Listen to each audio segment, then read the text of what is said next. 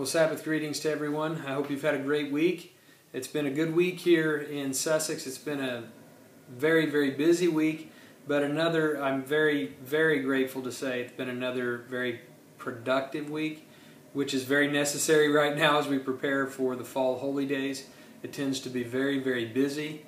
It's been an exciting week here. I don't want to go into a lot of the details and mention names and all that sort of thing on the video, but I hope many of you have heard of the exciting news from this past week with regard to the birth of the twins.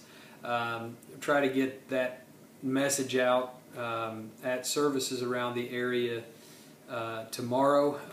Hopefully everyone will get that information and know. I could go into all the details of all the wonderful really the miracles involved in this last week in bringing about the birth of the twins. It was just fantastic, and I hope to talk about that maybe more during these fall holy days, but we'll see how that goes. But anyway, it was very exciting and wonderful to see them and to be with the family and experience some of the joy, and also talk about all the things that converge together to make everything possible. And so it was very exciting in that way. I'm happy to report I do have a couple of sermons written out of all the sermons that I have to write for this time of year. I'm ready for trumpets and ready for atonement. I have my feast sermons outlined, but still working on those, and they may be tweaked here and there before the feast. But anyway, making good progress there, so I appreciate your prayers. I feel those prayers, and I thank you for those prayers, and I know the coordinators around the country and around the world are very grateful for your prayers as everything comes together for the Feast 2015. It's amazing. We're only a couple weeks away. So certainly I know the coordinators and others serving and writing and preparing for the feast would appreciate your prayers as well. Well, on this 9/11, it is September 11th today, and obviously, like most of the country, I'm sure anyone who lived through that have, at least at some point throughout the day, have given some thought as to where they were at, what they were doing on that particular day, 9/11/2001. My wife and I were living in Blue Springs at the time, our first little home that we bought together, and we just had Marley at that time, 4 months old. And you never forget during those sort of transitionary times, really in our lives, and also it was certainly a transitionary time for the country.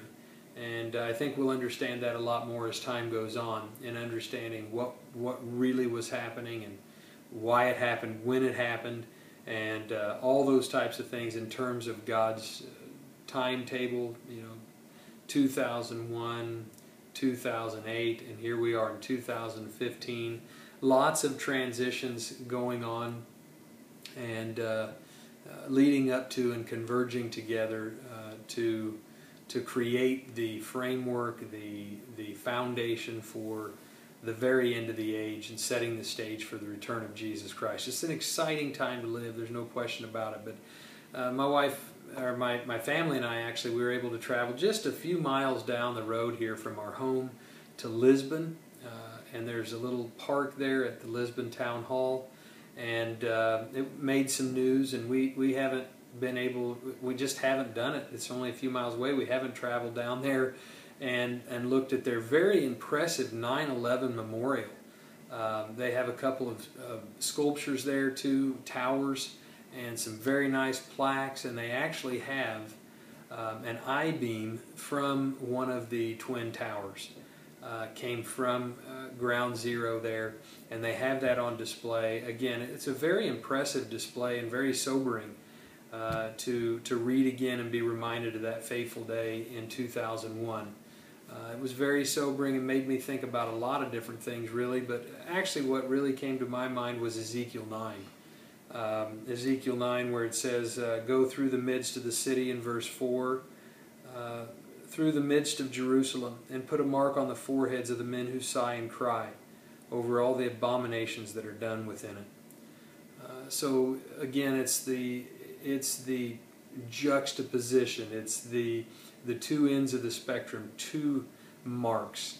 We have the mark of the beast, and we have the mark that's here in Ezekiel 9 of those who are sighing and crying over the abominations that are done on the earth. And we see those things happening. Certainly 9/11 reminds us of that horrific event. And hopefully we do sigh and cry, and we understand that these things are happening in a world that has basically shut God out of their lives. And so, the days are numbered, and we're getting ready to enter into the fall holy day season, and we are reminded of that stark reality, the sobering reality of the things that are going to take place before the last trump, and before the banishment of Satan the devil, and before the coming millennium, the 1,000-year reign of Jesus Christ and the saints.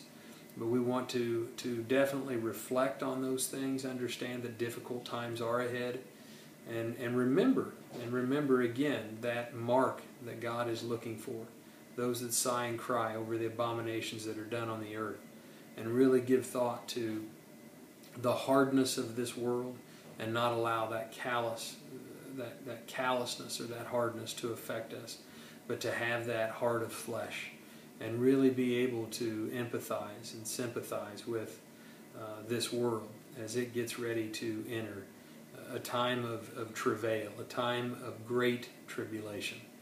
And we want to definitely reflect that kind of attitude, that kind of heart, and think and pray for one another, and certainly draw closer together as we see the end approaching. We know that terrible times are ahead, but we can truly look at this and put it in perspective and understand that these things are leading up to a time of great peace and prosperity, a wonderful time ahead. So I hope we're thinking about that, filling our minds with that on this Sabbath day as we prepare very shortly, just a few short days away from the Feast of Trumpets. And then, of course, 9 days later we have the Day of Atonement. And then we'll enter into that wonderful, glorious time of the Feast of Tabernacles. Again, just a couple weeks away. So I love you all. I hope you're preparing your mind and preparing physically, spiritually, emotionally, all those things for a wonderful fall holy day season. I love you all. I hope you have a fantastic Sabbath. We look forward to seeing the brethren in Chicago for this Sabbath. And then many of you will see just a couple days later in Janesville for the Feast of Trumpets. I love you all again. Have a great, wonderful Sabbath. We'll see you real soon. And take care, love each other, and really take in everything that this Sabbath has to offer. I love you all. Take care.